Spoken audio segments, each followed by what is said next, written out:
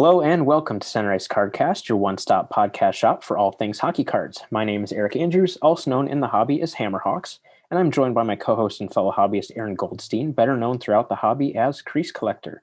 So kicking things off for the episode, we wanted to very quickly touch on the newest product on the market, with that being 2020-21 SP Game Used from Upper Deck. So the product released at the end of April, and as you guys might already know at this point, it's a very similar feel as what SB Game Use has been in recent years. There's a lot of the same highlights within the product, things like the Supreme inserts, the frameworks, which people have really enjoyed over the last few years, the draft day marks, and then of course all of the event inserts like the Stadium Series cards, the Winter Classic cards, and of course the All-Star Game cards as well. A couple of kind of interesting things to touch on. Tonight's lineup inserts are back, and I know those have kind of been met with some mixed reviews last year and again this year. I personally like them. I think it's a really innovative idea. So when they came out last year, I thought it was just a really cool and different thing, that to the best of my knowledge, we had never seen before last year. So, and I actually have the Ryan Dzingel from last year in my PC. So, actually owning one of those cards, makes you appreciate them a little bit more. Kind of the biggest knock on them, and I would definitely agree with, is that they don't necessarily show the player that the card is of. It just kind of has a generic photo from the game, and they usually try to picture as many guys from the team as possible. But, of course, sometimes there's guys that are left out. So that's the case on my Dzingel card. He's not pictured on the card, which is kind of a bummer. But interestingly enough, with that one, he actually scored the overtime game-winning goal that the game that score sheet is from. So kind of neat that, it actually has some significance, with him and that game. So pretty cool there. He does have one this year again, so I'll have to find that one. Jalmerson and Slavin do not have cards in that insert set, but the two of them have quite a few other cards in the product. So, which is exciting to an extent, but also frustrating to an extent. And I've gotten a couple cards here and there so far, but still have a very long way to go. And then just one other thing I wanted to talk on about the product, and this is something that Billy actually mentioned when we were talking about CHL SP Game Used back in the fall, is the base cards in the set. So whether that be the rookies or just the veterans, but the ones that are numbered out of the player's jersey number that are the true base cards, those have a really nice, foil stock, whereas in years past, the SP Game Used base cards have just kind of had a plain, normal cardboard stock, whereas the parallels were the ones that had the fancy foils and stuff.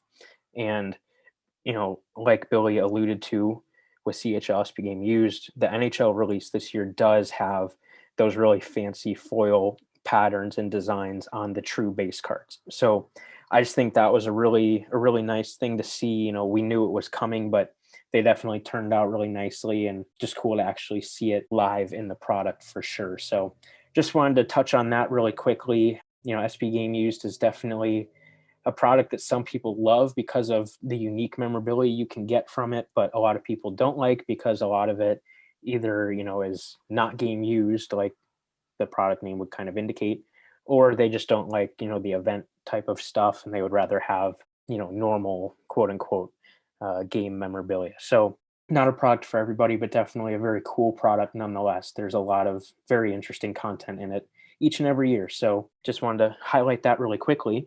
And then transitioning to the main part of the show, we have another collector to spotlight today. And joining us now is the Roberto Luongo collector, Chris Pryor. Chris, thank you so much for coming on. We're really excited to have you. Oh, it's great to be here. Been looking forward to it for a little while now. Nice. Starting off, we just want to ask you some kind of like rapid fire, I guess you could call it, questions, like just to get to know you a little bit. Outside of the hobby, what's your favorite snack? Kind of an odd one. Yeah, I'm more of the salty kind of guy with potato chips and that kind of thing. Try to keep it at a minimum these days when you get Right. Absolutely. And going along with that, whether you're having chips or whether you're having something else or kicking back watching an old school Roberto Luongo game, what's the beverage that you've got to have in your hand? Oh, well, if I don't have to work early in the morning, I might have a beer or two to sit back and relax. Always cool. And now I'm just gonna flip it towards like more of a hobby related question. If you had to collect something other than cards, like I know you have a bunch of stuff there, what would be your main focus? If I had the money to do it, I'd love to get into more game used equipment and stuff. Oh man, that's awesome. Bruce's Goalie Museum, I'm sure you're a big fan of. He has a ton of nice stuff. I've seen a bunch of his, and I've had some opportunities over the years to pick up some things, but the prices were just too much for me. Yeah, they're crazy sometimes. Yeah, unfortunately, because those game use pieces can be awesome to have. And then really starting to focus on cards now. I don't know if you have one, but if you do, can you share a hobby hot take with us? Yeah, for sure. I think we've talked about this before, Eric. Just kind of the direction the hobby's going in, and me personally, I don't like it. So much so that it's kind of forced me to sell everything that's non-Luongo just because of, for one, the amount of money that you're getting for things that you paid so little for in the beginning, and two, just it seems like there's too many new collectors that jumped on in the past 12 months or so. That, I mean, everybody has to be new sometime, but I think some of their intentions are wrong. I think everybody's out to make a buck. Everybody's out to pull one over on each other. And I kind of missed I can't remember the last time I made a trade where it was easy, where it was like, I'll give you this card, I'll get that card. It seems never to be easy anymore. And I kind of miss those days when you kind of look at originally when we started on Hobby Insider and Sport Card Forum. I mean, I could make 20 trades a month, and now it's near impossible. Yeah, I mean, as a member of those forums for many years, like yourself, I think we all have been part of that, Hobby Insider Sports Card Forum kind of community for years now. I mean, I would have to agree with you there. Just I don't make many trades to begin with, but yeah, I mean, just trading, just the landscape of the hobby, but especially trading has kind of dwindled. And if you can make a trade, it's or have a potential offer, it's kind of a miracle. And even when you do, it's usually one party trying to again, pull one over on the other. So, which is kind of unfortunate. And just as far as the new people in the hobby, it just seems to me like it's very like investor based and just collecting for the money.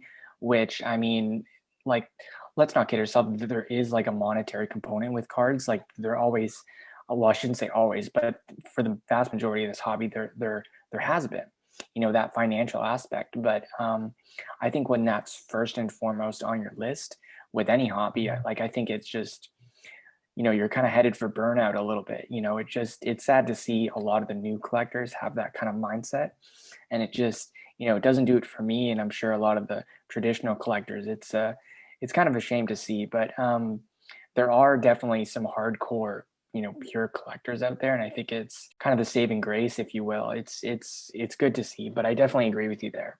And just to get into the more of your collection here, for those who don't know, how did you first get into card collecting, and what do you enjoy most about the hobby overall? I think, like a lot of the older collectors, it kind of started as a kid. I remember the first packs I opened were 1991 Upper Deck, and just going to a local show and busting packs and flipping singles, the bust more packs, and just the interaction, even as a kid, to be involved in something like that was great. Kind of stuck with it over the years, and stepped away, I guess, when I was a younger teenager and focused on some other things in life.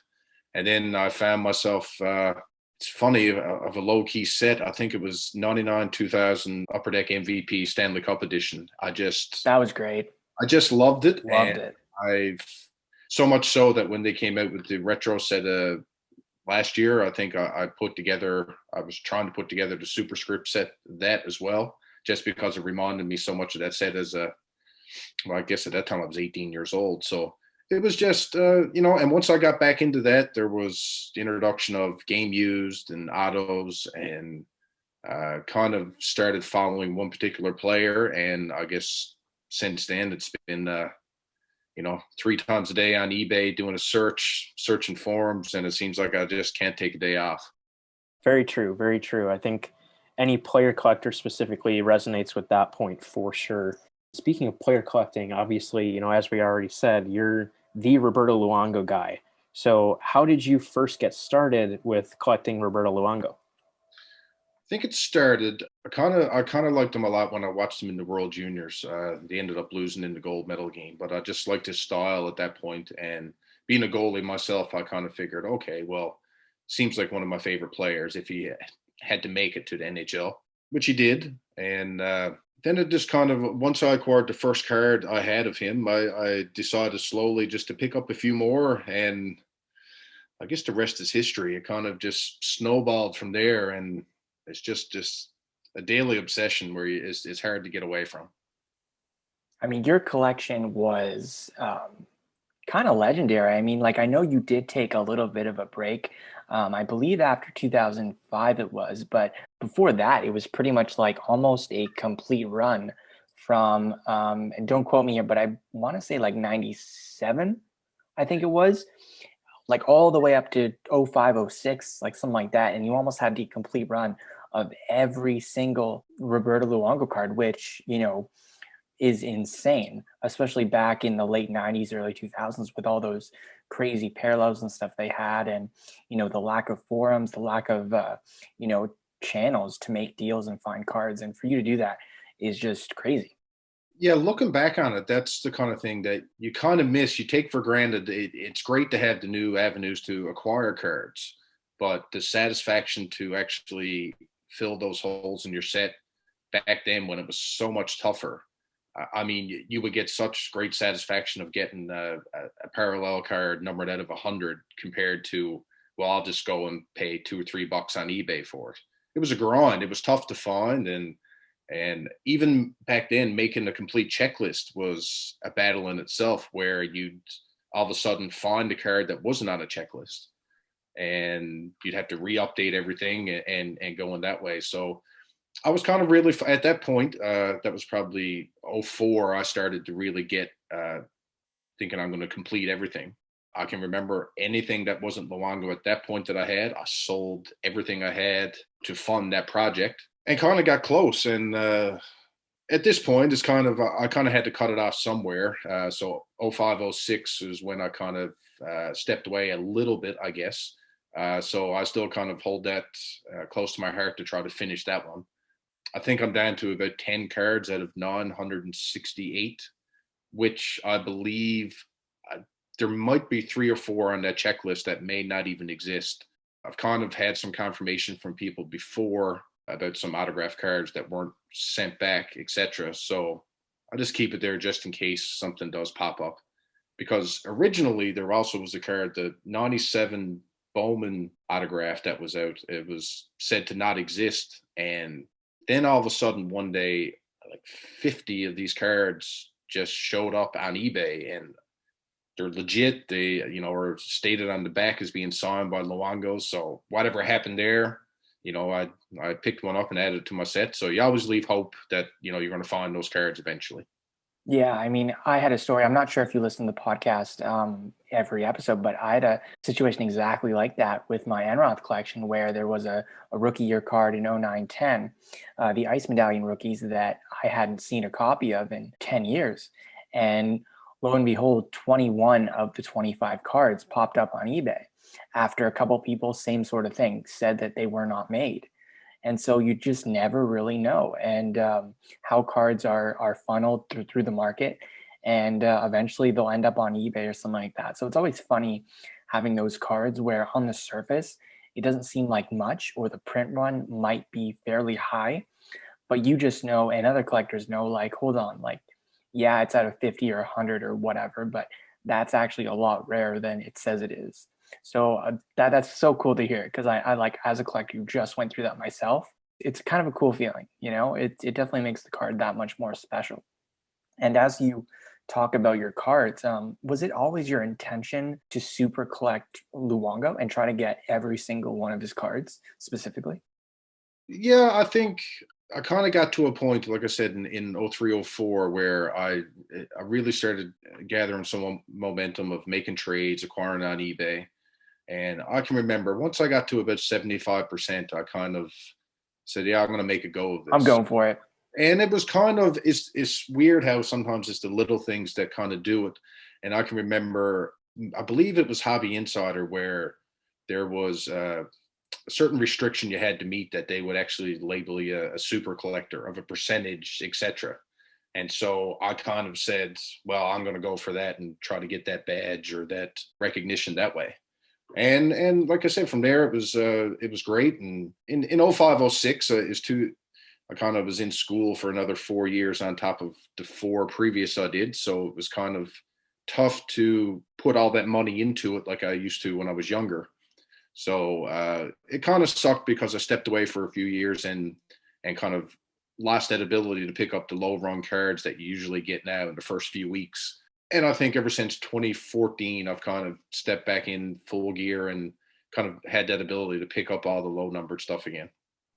Yeah, I mean, I'll pass to Eric in a second, but even your showings on the show and tell section of the forums, like the fact that you're able to pick up the low numbered stuff from years ago, even after that long break, to me has always been very impressive. You know, like I always just marvel at your cards that you're able to pick up like so many years later. And to me, it doesn't even look like that you took a break because you're still able to find these crazy rare cards. I mean, I know it's a little bit easier said than done, and you probably have a whole list of cards that you know you still need, but it just seems like you haven't really missed a beat as far as where I'm sitting. Yeah, it's lately I've kind of put more effort into it again, and it's helped kind of to what me and Eric were talking about earlier, where any kind of high end rookie cards or stuff that I acquired along the way, I've been able to sell for a ton. So it kind of gives me that extra funds to be able to go out and pick up some of the rarer items that instead of picking one up a week, one a month, now I'm able to get 20 in one shot because it's basically just a PayPal balance that's sitting there that I'm trying to spend. Yeah, for sure. And it's cool that Aaron mentioned, your ability to go back and find those cards that you missed out on the first time. And obviously, as Chris knows and Aaron knows this too, I kind of serve as your middleman a little bit for some of those US based transactions. And one card that I have that will be going to you at some point whenever we get around to putting a package together is a superlative quad patch, I believe from '08, that has Luongo, Heatley, Tavares, and Carey Price numbered out of 9. So, I mean, even just the fact that you can find stuff and acquire stuff that's that rare and, really a very nice card, 12, 13 years later, just goes to speak about your dedication and, how hardcore you are about getting anything and everything about Luongo. So, kind of going along with that theme, do you know how many Luongo cards you have in your collection? Including one of ones, I think I just surpassed 2,400. Wow. I have about now some lower end stuff, which was from COMC. I kind of have about 250 cards that are sitting there to be shipped, but everybody knows with their shipping lately, it's kind of slow. So I have a package that I think I requested last month, and I believe it'll be shipped in August. So I'm just kind of sitting back and waiting for those. Yeah, so I'm probably closing in at 2,650. Made a personal goal this year to try to get to about 3,000. It's a lofty one, but I'm kind of sticking with it. And whether you pick up a card that's numbered out of 5 or you pick up a MVP base card, it's still It all counts. It all counts, and that's one thing I kind of pride myself on, especially early on. It's one thing to pick up all the sweet patches and quad autographs, etc., but to be able to add some of the lower end stuff, it's just as satisfying to me sometimes to add those things as it is a bigger card. Even on my want list today, it's still, and I think a lot of people in the same boat. Some of those early victory, like silver and gold parallels, they're numbered out of 100, numbered out of 25, and I've never seen them because it's such either a low end product that was probably busted by kids and just thrown in a box or sitting in a warehouse somewhere or destroyed. So, I kind of look for those just as much as I look for, the newest 1-in-1 or a cup limited logos or anything like that. Yeah, those Victory Silvers, they look very, very similar to the base, I think. So Yeah, they're really, really hard to find. And you got to know someone who knows what they have to really kind of hone in on a guy who can say, yeah, like this is a Luongo in the set. Like this is definitely what you want. Because some of those cards like are just literally identical and they're so, so tough to find. We talked about this a little bit before the show, but as a goalie, you obviously are a big gear nut, as am I. And so you actually picked up the old Coho 580s, which are like an exact replica of Luongo's gear that he had originally with the Florida Panthers. Yeah, it was time to get new gear. It was actually a Christmas gift from my parents at the time. So I went and went to the local sports store here, and I know the guy pretty well. So we sat down and we picked it out and designed it, and anxiously waited. And it took about 8 weeks, I guess, and it finally showed up, and it was great. I mean, I'd never even tried to break it in. The first game I had, I took it right out of the box and went and played with it right away. And to me, I thought it was the greatest thing ever to have gear that looked just like Luongo. And even to this day, I still would if he was still playing and I had needed new gear, I would probably just copy exactly what he had and wear that. I mean, hey, like I'm not sure if you still have it, but you can maybe break out the old Cohos in an old beer league game or something. I did the little collector feature article on you, and so you did send me a picture of your old Coho gear. So I have an article there. I'll probably link it somewhere. But yeah, like your old gear there, just it looks amazing. Yeah, it was great stuff. I mean, in my mind, probably in the last 30 years, the best looking set of gear there's been for design in general. I remember Giger had a set too that was just epic and just great color scheme, and those were the days for sure. Yeah, no doubt. It's funny you guys are talking about that specific set of pads and gear because, I'm not a goalie. I actually started as a goalie when I was a mite in house league for one season, but I'm gravitated to that pad design too. Whenever I see, a cool card of a goalie that's wearing those pads, I'm like, oh, that's just a cool looking card because the gear looks sweet and everything from around that time, the early to mid 2000s just looked really cool anyway. When you combine a cool looking card with a goalie who's wearing that equipment is just a really nice combination. This kind of ties into equipment a little bit, but what were your feelings whenever Roberto Luongo would go to a new team? I know you obviously followed him from the get-go. So, when he went from the Islanders to the Panthers and then went to the Canucks and then went back to the Panthers, what's kind of going through your mind there? Were you excited or, disappointed or don't care? And then kind of going along with that, do you like collecting Luongo cards with any specific team better than any of the others? Yeah, so I mean, the one thing that made it easier for me is that I'm a Leafs fan. So look, my favorite player wasn't on my favorite team. So once he was traded, and like I said, when he was with the Islanders, I wasn't all in like I was when he was with the Panthers. I hated when he went to Vancouver. Just time change, and I mean, I live in Newfoundland, so it's as far east as you can get. So I mean, to stay up and watch a late game, you're up till 2 in the morning till it's over. And plus, there were some crazy Canuck collectors who had deep pockets who used to battle me more than I wanted to. When he was with Florida at the beginning, it was relatively easy to pick up his stuff for a good price. So, needless to say, I was happy when he was shipped back to Florida, for the second time. Even having said that, I mean, it was great to watch him come within a game and win the cup with Vancouver there. So, I still try to pick up everything I can, but to the second part of your question, yeah, I think Florida Panthers stuff is just it's just a sexier product to pick up because the patches are so sweet and you can get so many great combinations. And I've tried to do that over the years and upgrade and get a better looking patch if I can do it. So I have a great affinity to the palm tree logo and stuff, and I got a bunch of stuff that's the teeth of the panther or the eye of the panther, especially when Premier put out the jumbo patch kind of set. You can get some great kind of pieces from that. So yeah, I mean, I didn't really care overall because it was easier on me because he didn't play for my favorite team.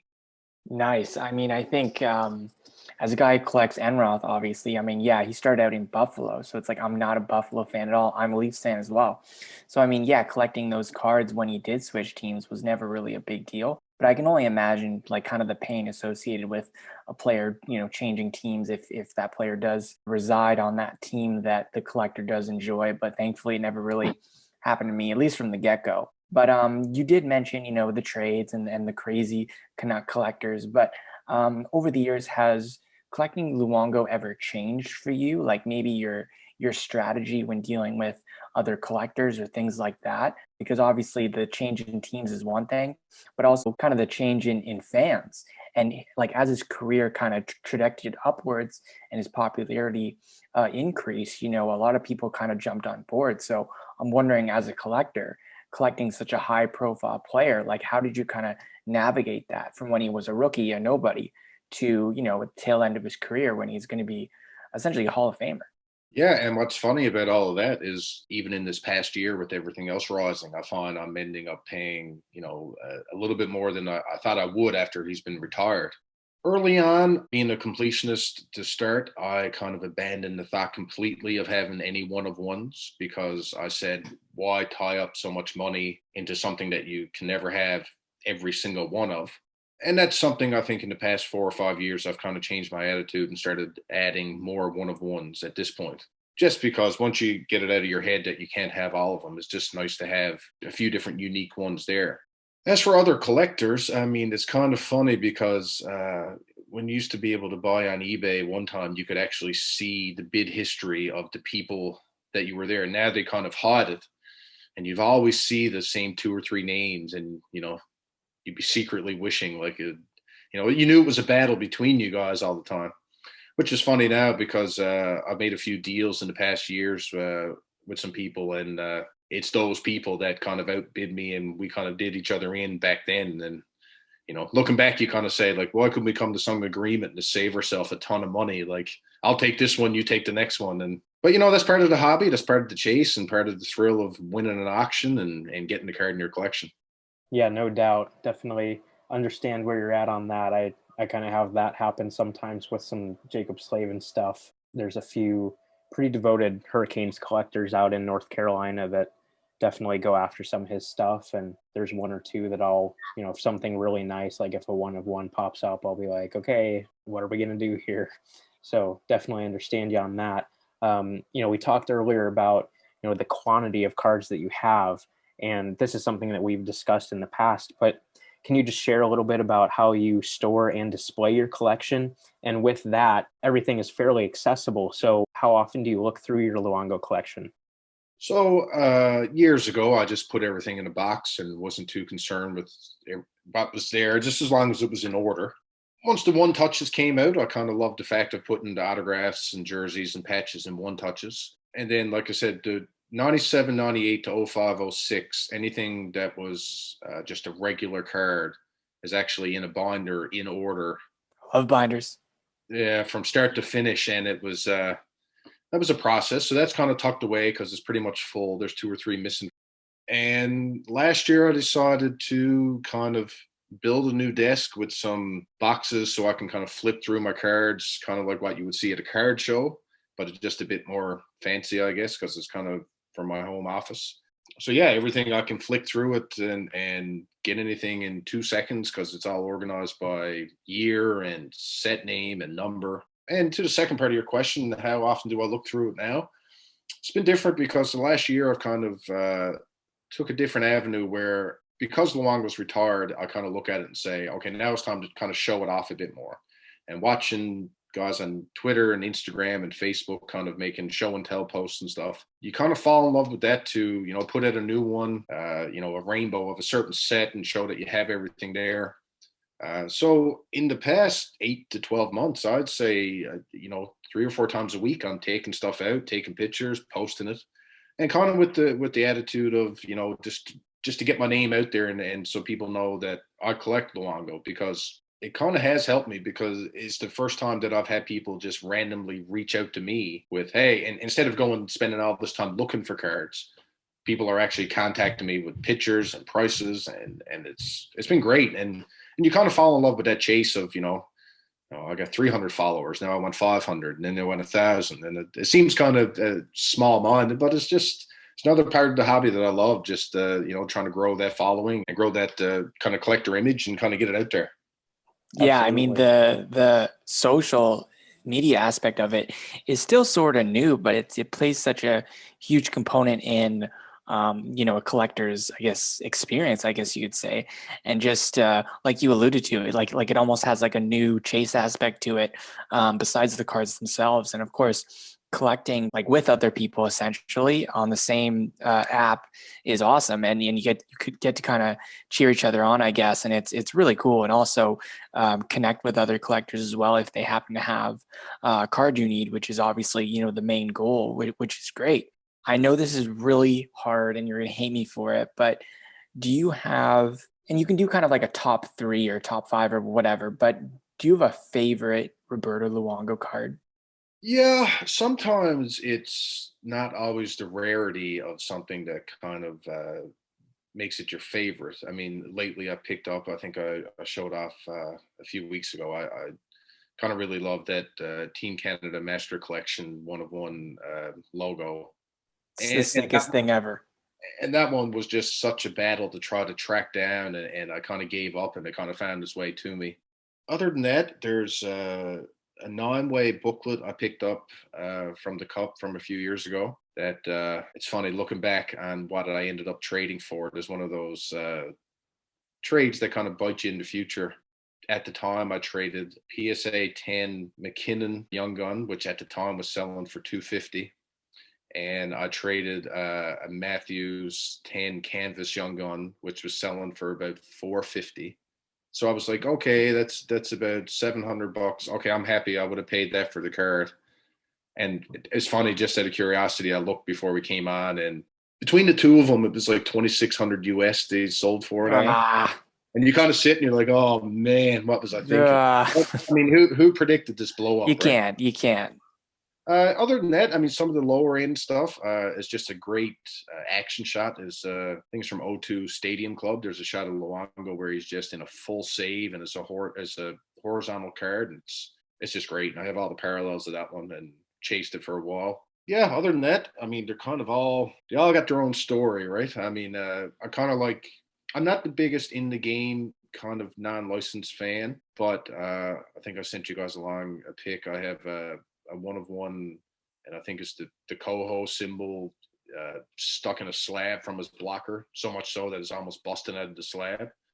It's just one of those cards when you pick it up and look at it close up, you're like, this is way cooler than it shows on any picture or anything like that.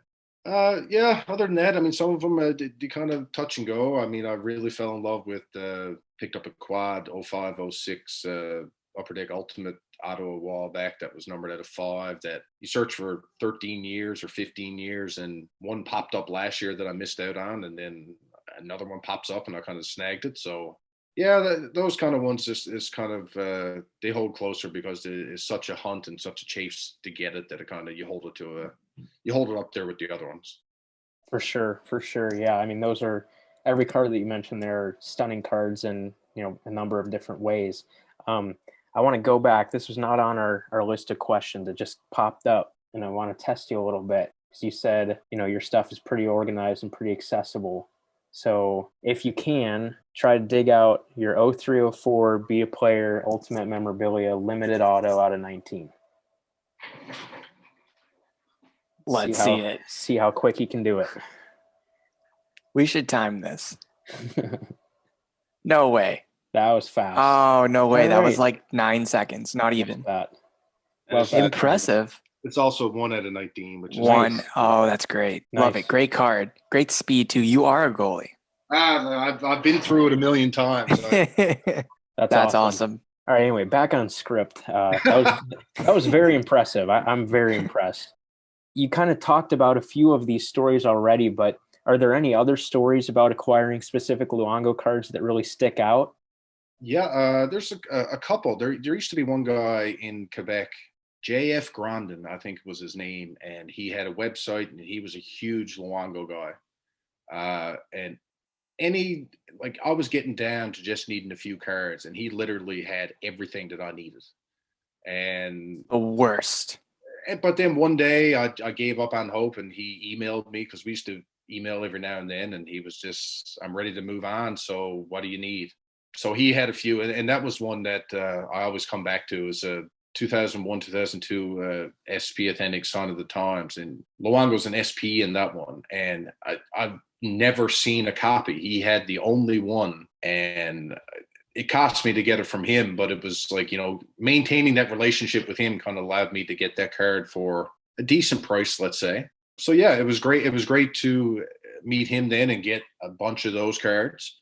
Another random one, and this was from a message board. There was a guy who used to collect Luongo, and he told me there was a goalie who played with Pittsburgh back in the 60s, Les Binkley, and I think it was either his father or his uncle. And he contacted me and said, yeah, I have a bunch of stuff numbered at a 10, and, we'll work out a deal. And it was great because he actually allowed me to, I was a poor student at this point. So we set up a payment plan, and every so often he'd send out a bunch of cards, and it allowed me to add a bunch of stuff just a lot easier that way. Ever since then, it's kind of just the same thing. This get in touch with people. Instagram guy, another Luongo guy, Stefan Eriksson. I think you guys know him as well.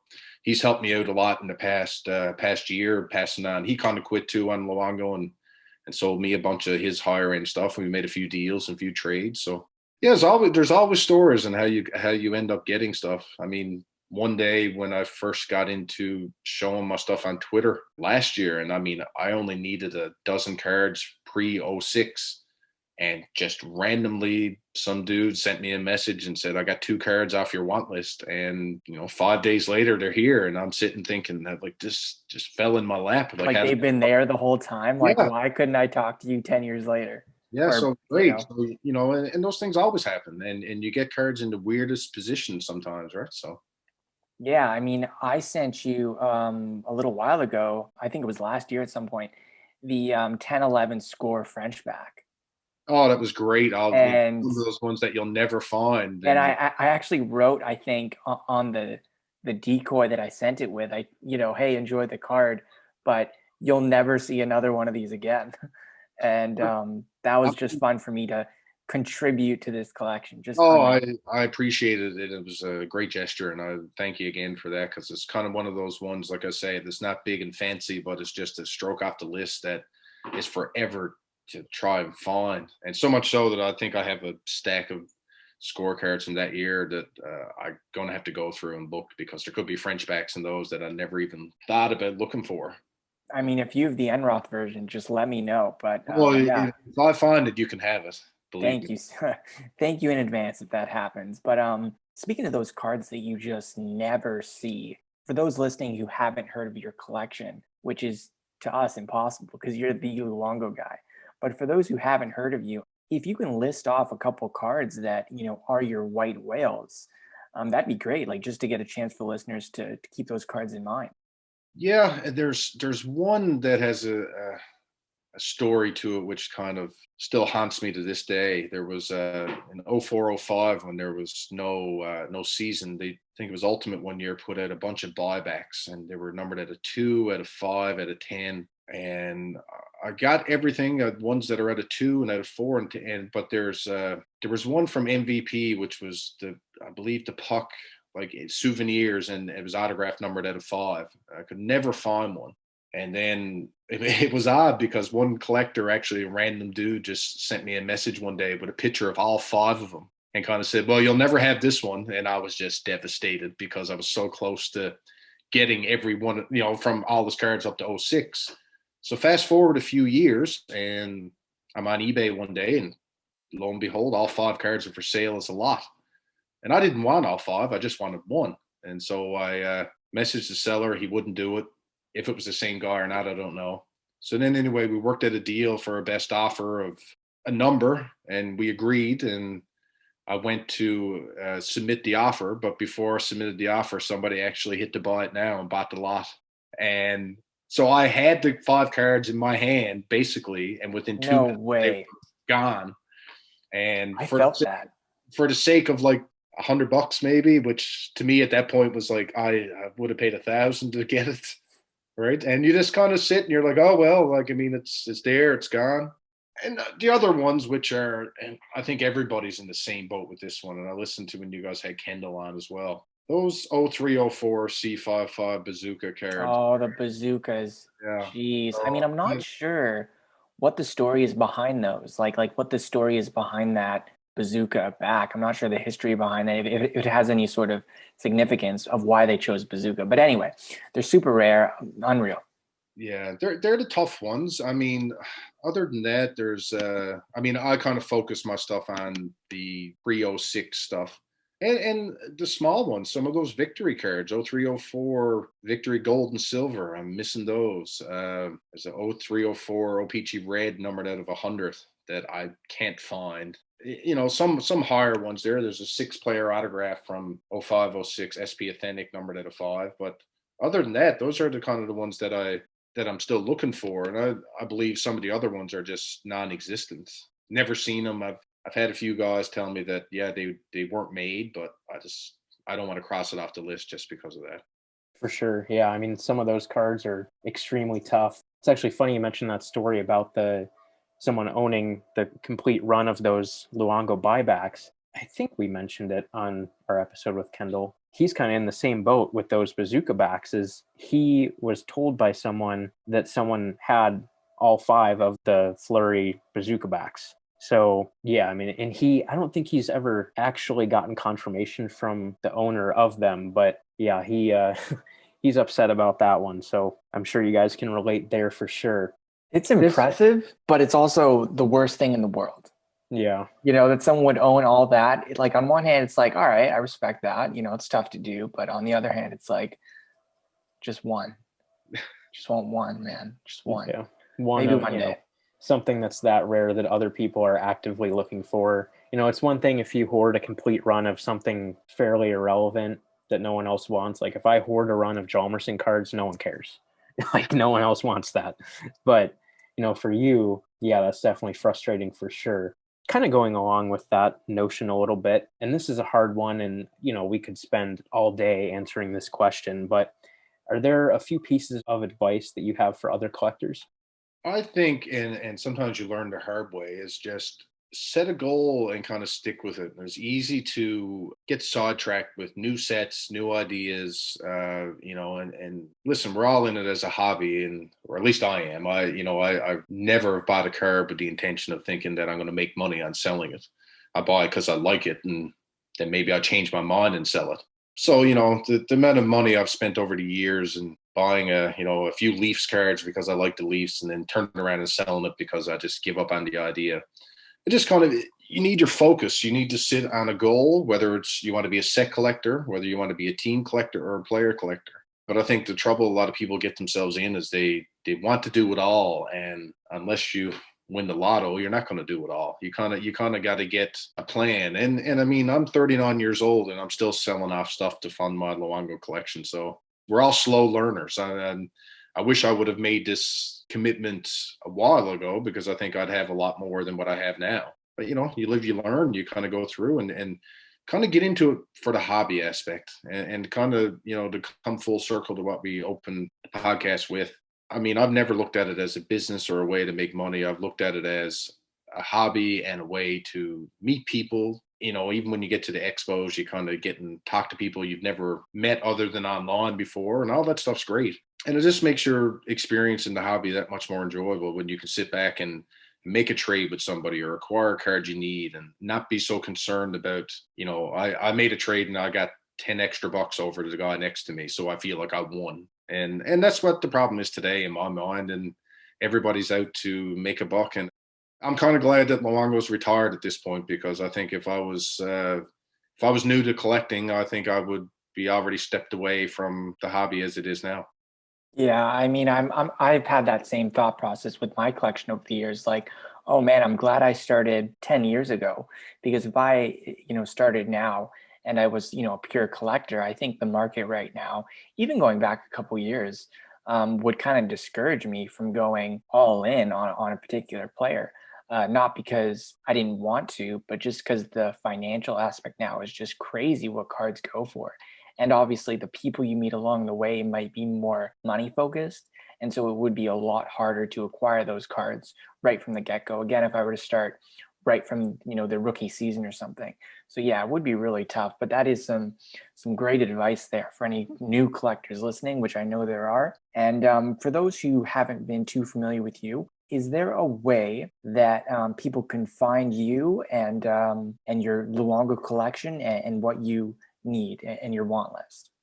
Yeah, so currently under construction is a website. Nice. As you know, it takes forever to scan and put in, etc. And I used to have a free webs account one time, and that all I think they discontinued. So I started a Wix webpage, and I'm up till about 0607 with pictures and lists and everything there. So that's kind of what I've been spending my time at. You know, Twitter and Instagram are always key ones. My Twitter handle is at DRCPRIOR. And like I say, I'd like to post a lot of my mail days and just kind of, interact with people and show off the collection that way. You know, I find that just as much.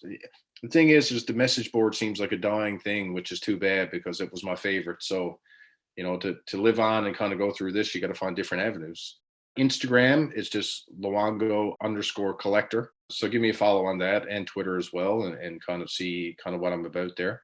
Yeah, so that's pretty much it for how to contact me at this point. Hobby Insider is Luongo Collector as well. Awesome. Awesome. Well, I think that's all the questions we have. I mean, we covered a lot of topics, but of course not everything. So is there anything else about your collection or the hobby or just anything in general that you would want to add or share? I just waiting for the day for this little boom to kind of stop and be over so that we can kind of get back to our normal trading selves. And hopefully it's just a fad in the way things are. But unfortunately, I don't think it is because everything's too big and too much at this point. I feel fortunate and lucky to collect a player when he was a little bit obscure and relatively cheap in the beginning, and was able to add a lot to my collection before it got out of hand to do it. Like you say, I mean, imagine if you fell in love with even say Carter Hart now. I was just going to say Carter Hart. I mean, and he's still not proven. He kind of struggled this year, but look how many high end cards are in his rookie year compared to Luongo had about 12 or 15, which I got for relatively small prices. So, it's kind of tough. And as if I think it's near impossible to be a super collector of a superstar these days. I mean, you just can't do it. And I think I lucked out to put the time and effort into Luongo when I did. He ended up having a great career, but, never won a cup, and which sucks. But in my mind, I mean, he's my favorite goalie and one of the top ever. So, to be able to look at it and see what I got here and think about the much time I put into it and countless hours searching and sorting and just kind of connecting with people, it's never wasted time. It's a great hobby, and I wouldn't have changed it for anything in the world. Yeah, I mean, we're both goalies and we both haven't won a Stanley Cup either. So I think we're in good company when it comes to, goalies and not winning a Stanley Cup. So I'm okay with that. But I feel you. No, I mean, it's just great. I mean, I still enjoy the hobby. I just kind of slowing down a bit these days. Yeah, and I believe Luongo is going to be the Hockey Canada GM for their upcoming tournament, I think. So, good luck to Team Canada there. It's going to be exciting to see. Hopefully he can win something at that kind of managerial level. That should be fun. Yeah, I mean, I'll watch and kind of see if they feature him a bit and see what he has to say. And it's always good to see him back on TV. And he's a good interview most times, so it's great to see. He's hilarious. No, he is. His Twitter handle for years, no one knew that it was him, and it was great, right? So that's great to see. For sure, for sure. Well, Chris, we really appreciate your time tonight. Obviously it's getting a little bit late for you out, far east as you are. So, again, thank you so much for your time. We really appreciate you coming on and sharing about your collection and sharing some thoughts about the hobby. No, I appreciate it. And, you guys are doing a great job here. And I mean, I listen every week, and it's finally something hockey card related. And it's great to get an insight from, two different people with two different perspectives from two different parts of North America. So it's a great way. Like you said earlier, it's the first time we kind of actually spoke and connected, even though we all seem like we know each other. And that's one of the beautiful things about the hobby that I think is kind of getting overlooked these days. And hopefully one day we can all get in touch again, and everybody can get to an expo, and everybody can get together and kind of, live that part of it and get back to the glory days of collecting. No doubt about that. Well, I mean, again, it is late there, so we're going to let you go, but we really appreciate it. And if we have any Luongo cards, we will definitely give you a shout. Oh, absolutely. If I need it, I'll take it. Absolutely. All right, guys, I appreciate it. And again, congrats on the success of the podcast. And it's hopefully it keeps growing the way it is, and you guys can keep doing it for as long as you want to do it. Awesome. Thank Appreciate you. that. Nice. Yeah, it was good. He gave some really good answers. Yeah, definitely cool to hear, and like we just said there, just being able to actually talk and have a conversation. I mean, I think we've both messaged back and forth with Chris, whether it be on social media or on forums or whatever it might be, Years. for years. So, to actually have a conversation and just kind of hang out and stuff with him was super fun, and, really learning a little bit more about his collection and, hearing some of those stories. I mean, it's one thing to just see, endless scans and pictures of stuff, that's awesome. And I love seeing I love it. any I love mail, his collection. whatever it might be. But, actually being able to hear a little bit of, the backstory on some stuff just makes it that much more special. So, as we said, we really appreciate him coming on, and don't necessarily just assume that these collector spotlights are only going to be goalies who play. I was just gonna say it seems like a lot of goalie stuff, but we definitely plan to feature more collectors of different players, obviously, but also more different types of collectors within the hobby. Like not necessarily all player collectors, although we love that. Yeah, we're definitely gonna have more of a variety. That's for sure. Yeah, and we do have a pretty extensive list of people that We do. we There's a lot. kind of have in mind. It's just kind of worked out that Kendall and Chris, were the first ones that came to mind because, as you guys, now know, both of their collections are just honestly mind-boggling. I mean, Thousands of cards of Hall of Fame goalies. Yeah. Just are arguably some of the best goalies of all time. Yeah, I mean, you look at the all-time crazy. win list. Yeah, exactly. Fleury just moved to third place, Which is passing crazy. Luongo. So they're third and fourth all time in the history of wins in the National Hockey League. So I mean, yeah, it's not, Chris and Kendall aren't just collecting, super collecting scrubs like Jonas Enroth. exactly, right. Jalmerson. Exactly. It's another level with these guys. Like there's player collecting, and then there's player collecting. What these guys do, like spending all that hard-earned money on thousands and thousands of cards, which is impressive in and of itself. But the fact that they had to follow and compete with different collectors, team collectors, player collectors over the years to make up this big collection of two of the greatest Canadian goalies to ever play. It's just when you see the cards, it's one thing, but when you really take in mind the whole collection, it's another thing. It's just unreal. Yeah, it's kind of funny, putting things into perspective. At the top of the show, I was kind of complaining, so to speak, about, how many cards Jalmerson and Slavin have in SP game used. Well, we can't make that argument. For Kendall and Chris, that's an average release. That's what they're used to.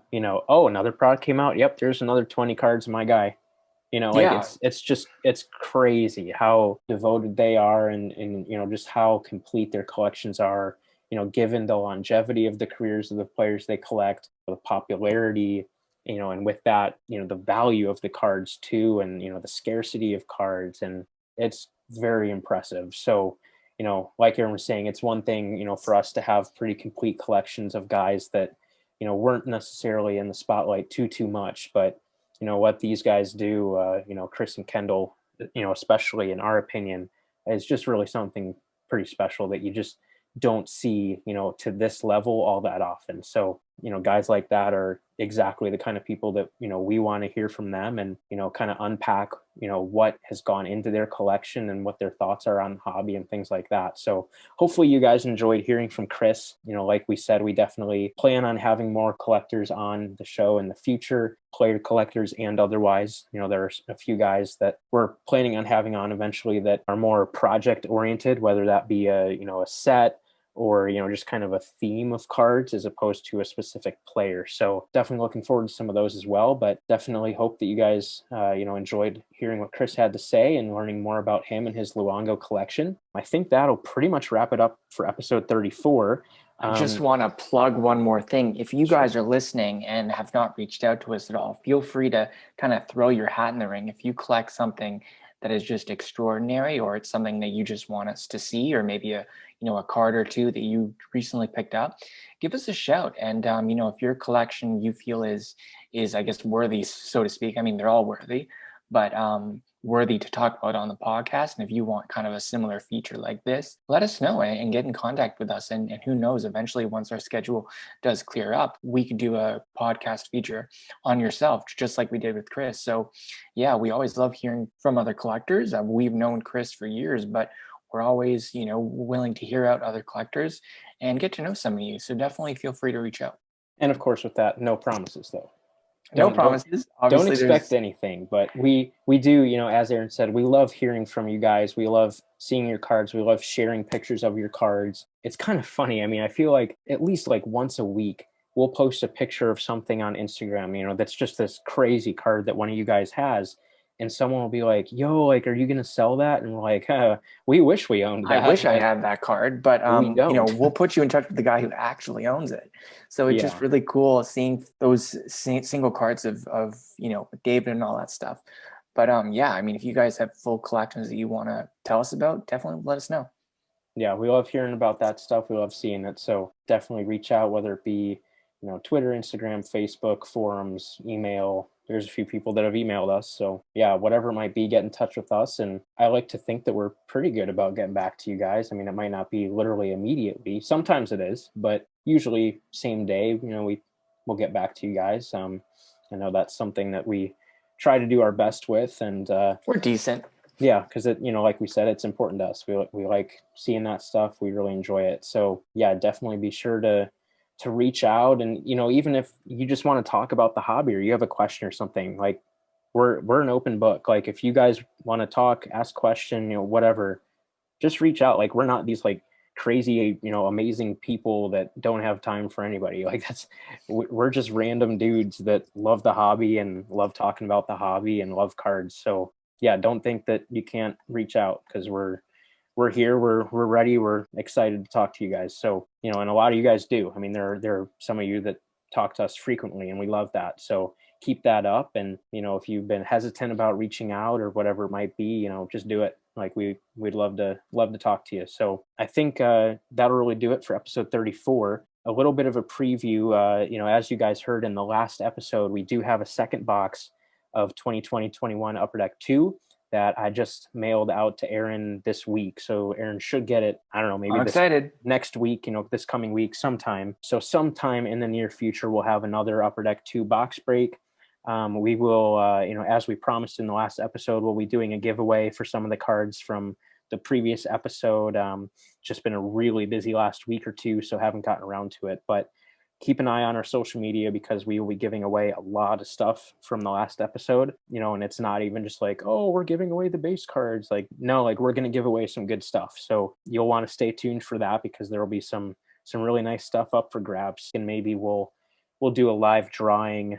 We'll just see how it works out, but keep an eye out for that. With that, please be sure to follow us on social media. We can be found on Facebook, Instagram, and YouTube at Center Ice Cardcast, and on Twitter at Center Ice CC.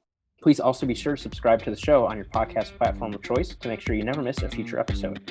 Until next time on Center Ice Cardcast, keep collecting those hockey cards.